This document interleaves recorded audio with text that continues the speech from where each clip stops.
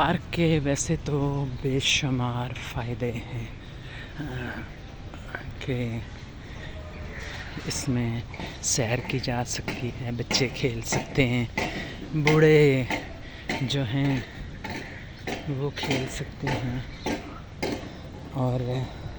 جوان بھی ایکسرسائز کر سکتے ہیں جیسا کہ آپ دیکھ رہے ہیں۔ لیکن جب سے میں نے رمضان میں آنا شروع کیا ہے اس پارک میں، تو مجھے بڑا اس میں انوکھا تجربہ ہوا ہے کہ یعنی یہاں بہت سارے ایسے مزدور پیشہ لوگ بھی آتے ہیں جو رات بھر کی ڈیوٹی دے کے تو یہاں آرام کرنے کی غرض سے آتے ہیں۔ یعنی یہ بینچ ہیں بظاہر جہاں پہ ہم بیٹھنا